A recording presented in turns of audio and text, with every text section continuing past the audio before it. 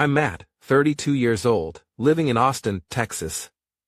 I work as a software engineer for a mid-sized tech company, and my job allows me to work remotely almost all the time.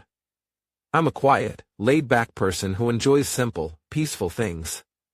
Most of the time, I stay at home, reading books, listening to music, or occasionally taking walks in the park near my apartment. I'm not someone who enjoys partying or socializing much, which is probably why I always feel lucky to have met Lauren. Lauren, my girlfriend, is 29 years old and an incredibly talented marketing manager at a large company. Her job is demanding, with frequent business trips, long meetings, and a fair amount of pressure. But she always manages to maintain her positive energy. She's the kind of person who naturally draws others in with her charm, intelligence, and openness. I still remember the first time we met. It was at a seminar I got dragged to by a coworker. Lauren was hosting the event. The moment she stepped on stage, she grabbed everyone's attention with her bright smile and undeniable confidence. I'm not the kind of person who easily notices others, but Lauren was different. We started talking after the seminar ended. Lauren had this effortless way of making you feel comfortable, as if she genuinely cared about what you had to say. After that day, we connected on social media, and over time, things naturally progressed. Our first date was at a small coffee shop downtown. Lauren ordered a latte, and I stuck with black coffee. We ended up talking for 3 hours straight without even realizing how much time had passed. When we decided to move in together after a year of dating, I knew it was the best decision I had ever made. Lauren brought a whole new dimension to my life, excitement, joy, and a sense of security. She's the type of person who knows how to balance her work and personal life perfectly. Even with her busy schedule, she always made an effort to spend quality time with me. In the evenings, we'd cook together in our small kitchen or lounge on the couch watching old movies we both loved. We shared many common interests too. On weekends, we'd ride our bikes along the Colorado River, stopping at a little roadside cafe to enjoy a drink and take in the scenery. Lauren was passionate and creative. She even made up little games to challenge me. One time, she asked me to tell a story in just 10 sentences, and we ended up laughing so hard when my story turned into a completely nonsensical mess. That was Lauren. She always knew how to make things fun. Our relationship, as far as I could tell, was going great. Lauren had a natural way with people and was always well-liked, but that never made me feel insecure. I was proud of her. We trusted each other completely, to the point where we had location sharing turned on for safety, not suspicion. I never felt the need to check it. I trusted her without question. Life with Lauren was peaceful and happy. She loved hosting small dinner parties with friends at our apartment. She'd cook her signature pasta dish while I handled the dishes afterward. My friends often said I had hit the jackpot with Lauren, and I believed it. She wasn't just my girlfriend, she was my partner, someone who made every day feel meaningful. And then, one day, everything changed. It was a quiet Wednesday morning, the kind where sunlight poured softly through the kitchen window, and everything felt calm. I was making myself a cup of coffee when I noticed an envelope from the Austin Transportation Department sitting in the mail pile. At first, I didn't think much of it, maybe a notice about registration or something routine. But when I opened it, I realized it was a traffic ticket. The ticket stated that our car had been caught on camera driving in a bus-only lane during restricted hours in downtown Austin. That immediately struck me as odd because I hadn't driven downtown in weeks. My work doesn't require me to leave the house much, and I usually avoid downtown altogether. The traffic, the crowds, and the parking headaches make it not worth the hassle. The car in question was the one Lauren and I shared. Although Lauren has her own vehicle, we occasionally swap cars depending on convenience or the errands we need to run. So, while I was certain I hadn't been behind the wheel, I couldn't be completely sure about her schedule. Flipping to the next page, I saw a photo of the car, captured clearly by the traffic camera. It was unmistakably ours, the license plate, the color, even the little dent on the rear bumper that I'd been meaning to get fixed. I sat down at the table, staring at the picture, trying to make sense of it. Neither of us had mentioned needing to go downtown recently, at least as far as I could recall.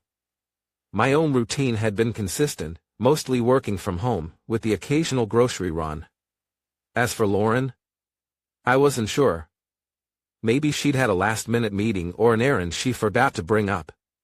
It wasn't unusual for her schedule to shift suddenly, given her demanding job. But something about this situation didn't sit right with me. We usually communicated openly about our plans, especially if one of us needed the car for something. I set the letter aside, telling myself it was probably nothing, just a minor oversight, something Lauren would explain when I brought it up. But deep down, I felt an unfamiliar unease starting to creep in. It wasn't anything solid, just a faint sense that this wasn't as straightforward as it seemed. That evening, when Lauren got home, I showed her the letter from the transportation department. We were standing in the kitchen. She had just kicked off her heels and set her bag down on the counter. "Do you know anything about this?" I asked, trying to keep my tone casual, though I couldn't help feeling curious. Lauren glanced at the letter, then let out a small laugh, the kind she gave when she thought I was making a big deal out of nothing. "Maybe you just forgot," she said with a shrug. "You've been so busy lately. Could it be that you went somewhere and didn't remember?" She walked over to the fridge, grabbed a bottle of water, and twisted the cap, as if the matter was already resolved. I stood there, unsettled. I know Lauren, and she's not the type to gloss over details. If this had happened to her, she would have wanted answers. She'd ask me a dozen questions until the whole thing made sense. But this time, she seemed almost too relaxed, as if it didn't matter at all. "I'm sure I didn't drive downtown that day," I said carefully, watching her expression. "I didn't even leave the house." Lauren just gave another quick smile, patted my shoulder, and said, "Maybe it was just one of those off days, Matt. Don't overthink it." Then she walked off to the bedroom to change, leaving me alone in the kitchen, staring at the traffic ticket on the table. In my mind, a thought flickered, one I didn't want to entertain. Could Lauren have taken my car that day and not told me? I immediately pushed the idea aside. We'd been together for almost 3 years, and we shared nearly everything about our lives. I'd never had a reason to doubt her, and I didn't want to start now, especially over something as small as this. Later that night, while clearing the table after dinner, I realized Lauren hadn't asked a single follow-up question about the ticket. Usually, she'd want to know more or at least ask me if I planned to do something about it. But this time, she didn't. That casual indifference, though not concrete proof of anything, left me feeling uneasy. I tried to convince myself it was nothing. Maybe she really didn't see it as a big deal. Maybe she was too preoccupied with work to give it much thought. Still, the uneasy feeling lingered, like a faint shadow in the back of my mind that I couldn't entirely shake. I decided not to bring it up again. Instead, I tucked the ticket into a drawer with other paperwork.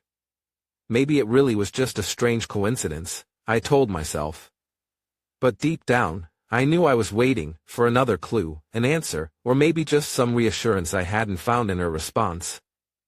A few days later, during dinner, Lauren mentioned that she'd be heading to Dallas for a work trip over the weekend.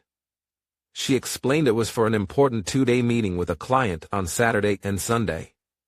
It wasn't unusual for her to have these last-minute trips, so I didn't think much of it. With her job, things like this happened all the time, and I always admired her dedication and professionalism.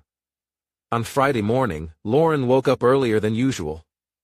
I was in the kitchen brewing coffee when she walked out of the bedroom, dressed in her sharp business attire, her small suitcase already packed and sitting by the door. "I'll try to call tonight," she said with a smile, leaning in to plant a quick kiss on my cheek. "Don't forget to eat properly, okay?" I smiled back, joking that I could handle taking care of myself, though deep down, I always felt a bit empty when she was gone.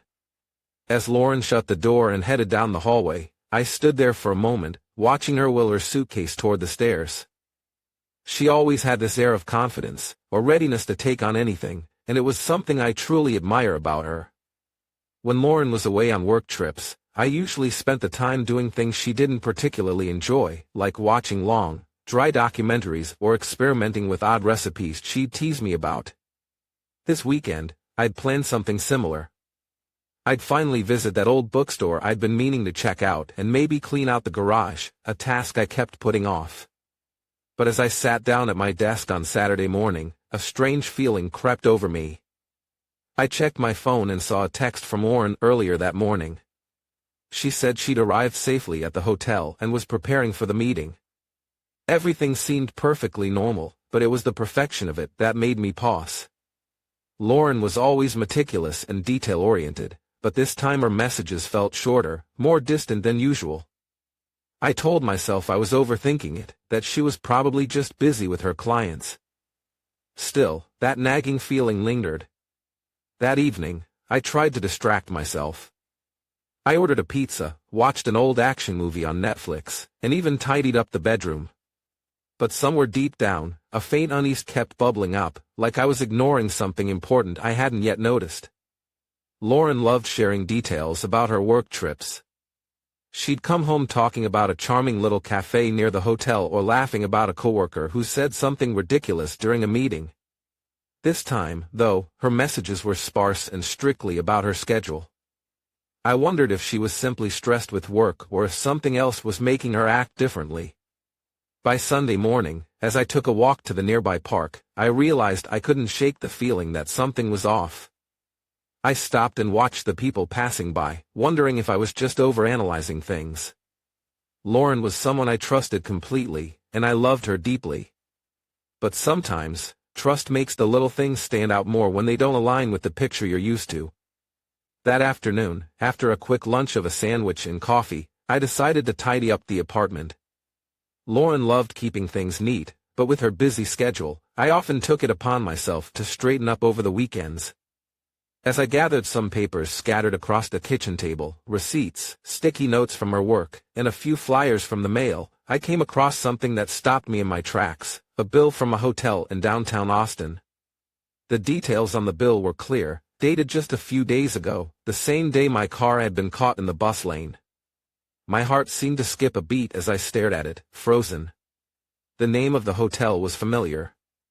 It was a place Lauren and I had visited once for coffee at the bar downstairs, but I couldn't recall her mentioning anything about needing to be there recently. I tried to think of a logical explanation. Maybe she had a work meeting there? As a marketing manager, it wouldn't be unusual for her to meet clients in a hotel setting. But if that were the case, why hadn't she mentioned it? Lauren was typically open about her work schedule. She wasn't the type to keep things from me, especially when it came to her job. I set the bill down on the table, telling myself not to jump to conclusions. There had to be a reasonable explanation for this. But no matter how hard I tried to brush it off, a nagging sense of unease crept in, slowly taking root. Then I remembered something else. Lauren had turned off her location sharing on her phone last week. That had never happened before. We always kept it on, not out of mistrust, but as a way to ensure each other's safety. When I realized this, it felt like another piece of a puzzle falling into place. My chest tightened, a mix of anxiety and suspicion washing over me. I told myself to stay calm, to give her the benefit of the doubt. Maybe she had simply forgotten to turn it back on. But deep down, I couldn't shake the feeling that something wasn't right. The little details, each seemingly insignificant on their own, were beginning to pile up. And I couldn't ignore them any longer. That night, with the apartment quiet and only the soft glow of the table lamp in the corner, I decided to call Lauren to check in. I'd spent the entire day trying to push away the nagging thoughts in my head, convincing myself that a normal conversation with her might ease my mind.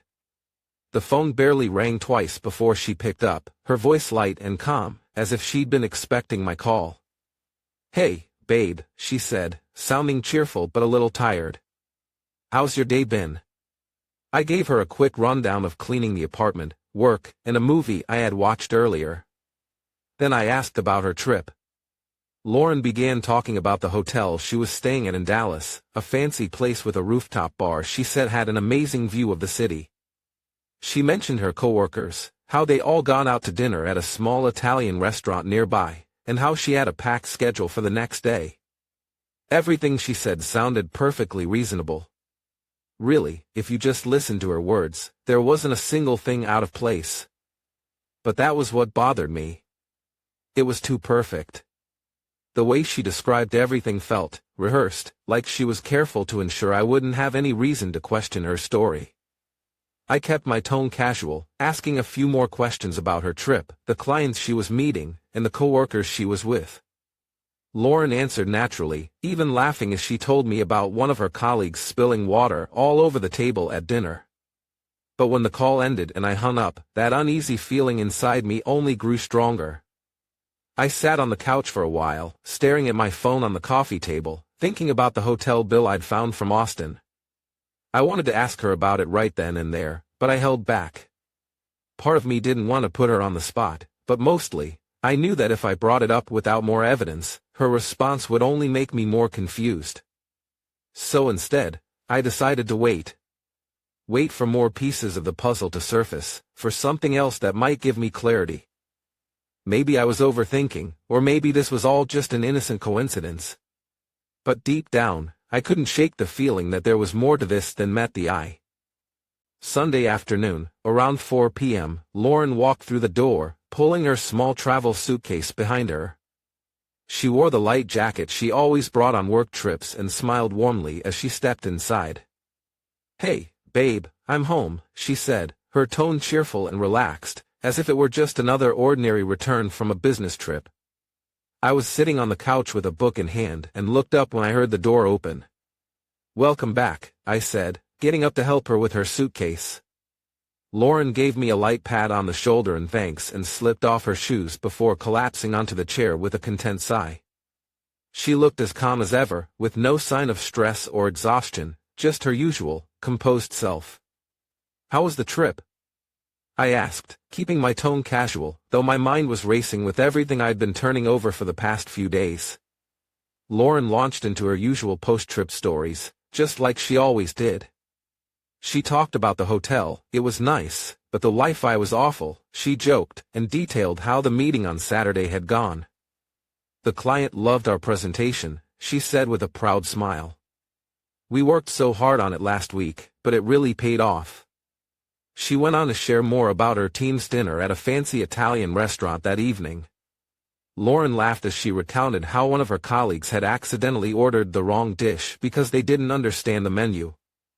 "And I almost spilled my wine on my dress," she added, laughing at herself. Her story was vivid and full of little details, just like always. Nothing in her words or demeanor suggested anything was off. But that perfection, the way everything sounded so seamless, so rehearsed, put me on edge. It was as if she had thought through every part of her story, leaving no gaps for questions. When she finished, I gave a small nod and a half smile. "Sounds like it was a productive trip," I said lightly. Lauren nodded enthusiastically. "Very productive," she replied. "But I'm so tired, can't wait to spend this week just staying home." With that, she picked up her suitcase and headed toward the bedroom to unpack. I stayed on the couch, watching her walk away, my thoughts spiraling. Everything about her behavior seemed so normal, so comfortable, but it was that exact normalcy that felt slightly off. At dinner, Lauren kept up her usual self. She talked about her plans for the upcoming week, asked about my weekend, and even teased me about how many documentaries I must have binged while she was gone. I gave her simple answers, mentioning a few things I had done around the house, but I avoided bringing up the hotel bill I'd found. Lauren's calm demeanor was almost too perfect. She didn't seem tense or evasive in any way. But that calmness only deepened my unease. How could she be so at ease when I was sitting on something that might shatter the trust between us? After dinner, Lauren said she was heading to bed early to catch up on sleep after her long trip.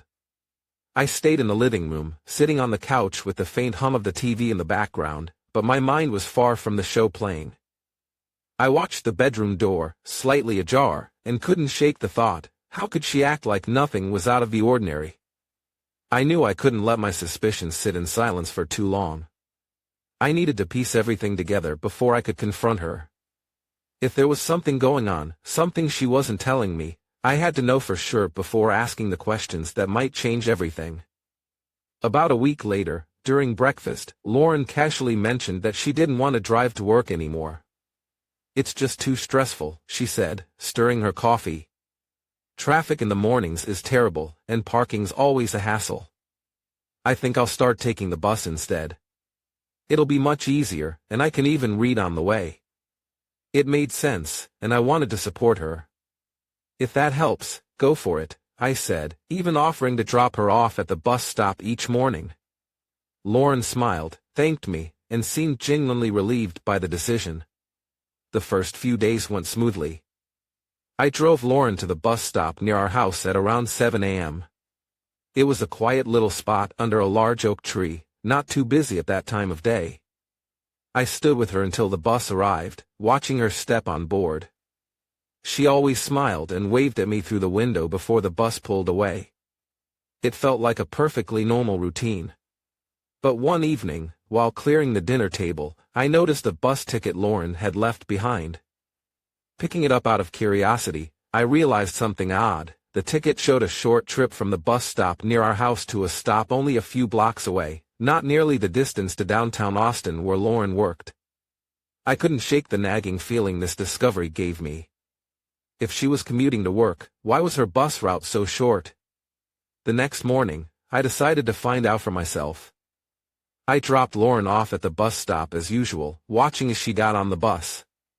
She smiled and waved goodbye like she always did.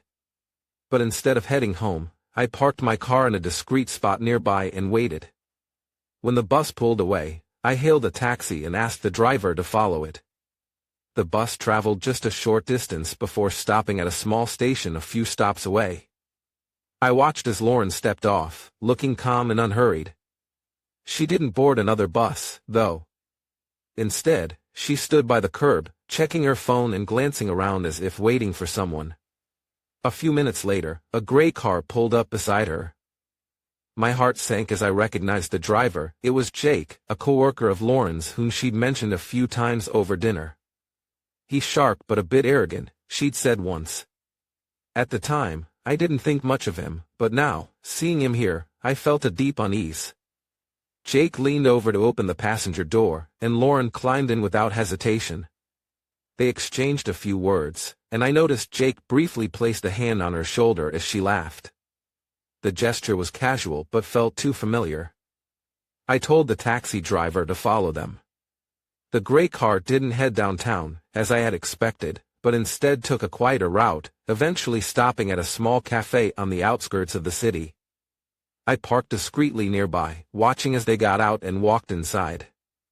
Through the cafe's window, I saw them sit at a secluded table in the corner. Jake leaned in close, his elbow resting on the table as he spoke to Lauren, who was smiling and nodding. They seemed completely absorbed in each other, the kind of connection you'd expect between two people on a date, not coworkers. At one point, Jake reached across the table and placed his hand lightly on Lauren's. She didn't pull away. Instead, she smiled, her gaze fixed on him. A few minutes later, Jake moved to sit beside her. He draped his arm over her shoulder, and Lauren leaned into him, resting her head against his shoulder like it was the most natural thing in the world. Watching them like that, I felt a crushing weight settle in my chest. This wasn't just a misunderstanding or my imagination running wild. What I was seeing was real, undeniable. The warmth between them, their body language, it was far beyond the boundaries of a professional relationship. And the worst part? I knew Jake was married. Lauren knew it, too. I sat in the taxi, stunned, unable to process what I'd just witnessed. Anger and heartbreak swirled together as I tried to figure out what to do next. Should I confront Lauren right away? Should I gather more evidence? All I knew was that things between us could never go back to the way they were. Something had changed irrevocably, and now, there was no ignoring it. I didn't rush to do anything after seeing Lauren and Jake at the cafe. I needed time to process everything and figure out how to confront the reality of the situation. As much as anger and disappointment swirled inside me, I forced myself to stay calm, waiting to see how things would unfold. Just a few days later, I heard something I never expected. A former coworker of Lauren's, someone I'd met at a few company events, texted me out of the blue. Did you hear what happened? She asked, her tone in the message clearly hinting at something big. I replied, asking what she was talking about. After a few moments, she wrote back, Jake's wife found out about him and Lauren. She showed up at their office and caused a huge scene. I sat there, rereading the text over and over. Apparently, Jake's wife had uncovered proof of his affair with Lauren. According to what I was told, she had stormed into the office that morning and publicly confronted both of them in front of their coworkers. The confrontation quickly became the talk of the company, and it wasn't long before Jake and Lauren were both summoned to HR. The result? They were both fired on the spot for violating company policies. Lauren came home that evening, acting as if nothing had happened. She set her bag down on the kitchen counter, kicked off her shoes, and greeted me like it was any other day. "How was your day?" she asked, flashing a faint smile. I tried to keep my composure, pretending I didn't already know the truth. "It was fine," I said shortly, not even glancing away from the TV. Lauren sat down on the couch, completely unbothered, as if everything was normal. She didn't mention anything about what had happened at work or the fact that she had been fired. She even laughed casually, bringing up a TV show we used to watch together. But in my mind, all I could see were the images of her stepping off the bus, getting into Jake's car, and sitting closely with him at the cafe. I also had the photos I'd taken from that day, clear proof of everything I needed to know. When Lauren went to the bedroom to change, I stayed in the living room, frozen in thought. I felt like I was trapped between two decisions: confront her immediately or wait to see what she might say or do next. I didn't want to act while my emotions were still so raw. But one thing was clear: Lauren had no idea that I knew everything. And her calm, almost practiced demeanor only made me more determined to get to the bottom of this mess. It was a Friday evening, and after countless sleepless nights filled with anger and heartbreak, I decided it was time to confront Lauren. She came home from a walk with a friend, her demeanor calm and casual, as though everything in our lives was perfectly fine. But I couldn't pretend anymore. As she stepped into the kitchen to grab some water, I sat down at the dining table and laid out everything I had gathered: the photos of her stepping off the bus and into Jake's car, the short-distance bus ticket, and even the video footage from the investigator I'd hired. All the proof was there, spread across the table, undeniable. "Lauren," I said, my voice colder than I'd expected. "We need to talk." She glanced at me, her expression confused at first, but when she saw what was on the table, her face turned pale. She sat down slowly, her eyes fixed on the photos and the laptop screen. For a moment, she didn't say anything, but I could see the panic setting in. "Matt, it's not what you think," she stammered, her voice shaking. "I can explain. Jake and we're just co-workers. Things got out of hand, but it didn't mean anything. I swear, nothing serious happened." I felt a surge of anger rise in me. "Nothing serious?" I cut her off. "Lauren, I saw everything. You got into his car, you sat with him at the cafe, looking at him like we never even existed." I pointed to the screen.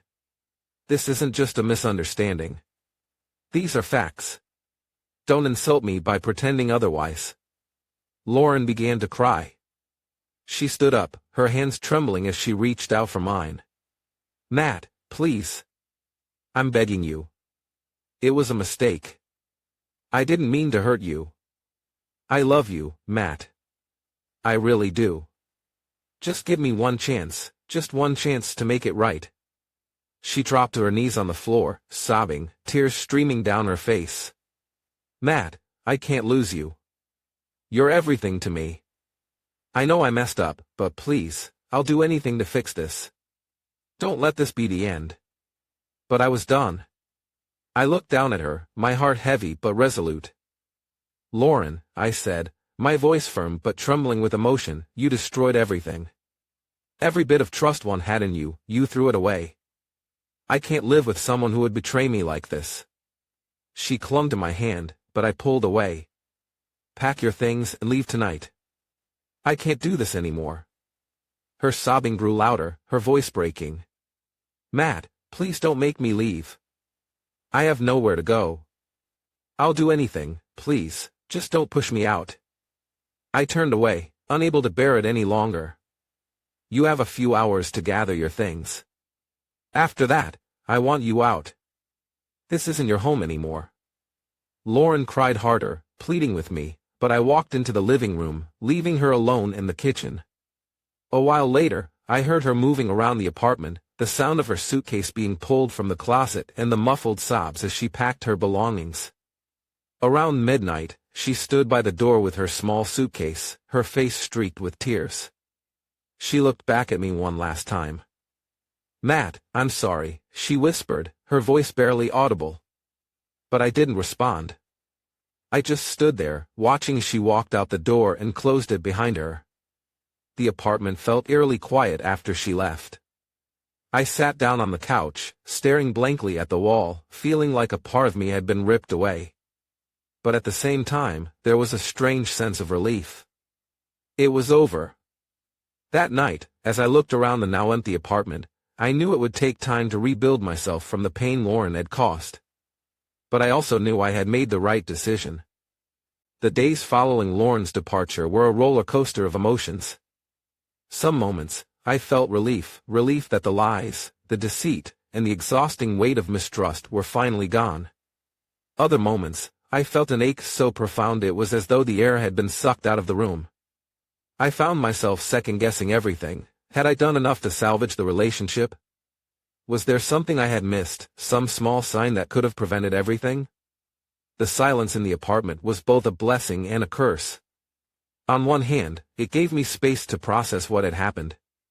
On the other, it amplified the void that Lauren had left.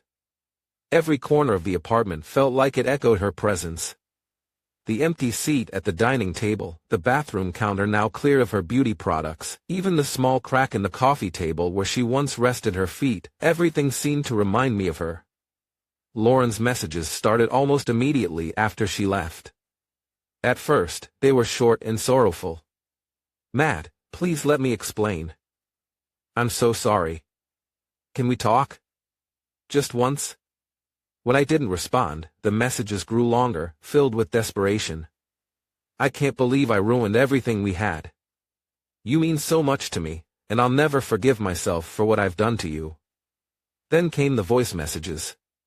Hearing her voice again stirred conflicting emotions. Part of me missed the sound of it, but another part of me felt the anger resurface. She sounded broken, her voice trembling as she begged for another chance. "Matt, I know I hurt you. But please, don't let this be the end. I'll do anything to make it right." As the weeks went on and I continued to ignore her, her tone shifted. The messages became more erratic, bouncing between guilt-tripping and self-pity. "Do I mean so little to you that you can't even reply? I've lost everything, Matt. My job, my friends, you. I have nothing left." Eventually, I blocked her number. But Lauren was resourceful. She created new accounts on messaging apps and reached out through mutual friends. Jenna, her closest friend, called me one evening to plead on Lauren's behalf. "She's really struggling, Matt," Jenna said. "She's not eating, not sleeping. She knows she messed up, but she just wants a chance to explain." I remained firm. "Jenna, I can't do this. I've made my decision, and talking to her will only make things worse for both of us." From what I gathered through friends, Lauren's life took a steep downward turn. Losing her job had been a significant blow. The scandal with Jake had not only damaged her reputation but also left her isolated from many of her former colleagues. Jake, meanwhile, had completely cut ties with Lauren, returning to his wife and begging for forgiveness. Lauren was left to deal with the fallout on her own. She moved in with Jenna, sharing a cramped apartment in a quieter part of the city. Jenna later told me that Lauren had started therapy to cope with the guilt and the overwhelming feelings of loss. "She's trying to understand why she made those choices," Jenna said. "But she's also grappling with the fact that she destroyed something she truly valued. She's not the same person she was, Matt." Lauren tried to find work in marketing again, but her reputation made it nearly impossible. She eventually took a temporary job at a retail store, something far removed from her previous career. She feels like she's starting from scratch, Jenna confided. For me, the healing process was anything but linear. There were good days, where I felt empowered and free, and bad days, where I questioned everything. I started journaling as a way to process my emotions. Writing down my thoughts helped me untangle the mess of feelings inside me. One entry read, "Today, I saw her toothbrush in the trash where I threw it weeks ago. For some reason, I felt like crying. It's strange how something so small can carry so much weight. I don't miss her, I miss the idea of her, the person I thought she was." I also began focusing on my physical health. I signed up for a gym membership, something I'd always put off during my relationship with Lauren. I started running every morning, following the trail along the Colorado River. The rhythm of my steps, the sound of the water, and the crisp morning air became my sanctuary. During my time with Lauren, I had unintentionally distanced myself from some of my closest friends. Now, I realized how much I needed them. Jason, my best friend, was one of the first people I reached out to. "Man, it's about time," Jason said when I called him. "You've been MIA for too long." Jason invited me to a game night at his place, something I hadn't done in years.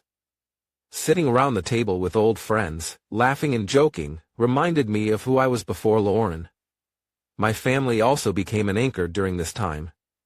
My mom, always the nurturing one, called me every week to check in. One weekend, she drove up from San Antonio to spend time with me. She cooked my favorite meal, chicken pot pie, and we talked late into the night. "Matt," she said, placing her hand on mine. "You've been through so much, but you're stronger than you think. This pain won't last forever." One day, while browsing online, I came across an ad for a photography workshop. Photography had been a passion of mine in college, but I'd let it fade over the years. On a whim, I signed up.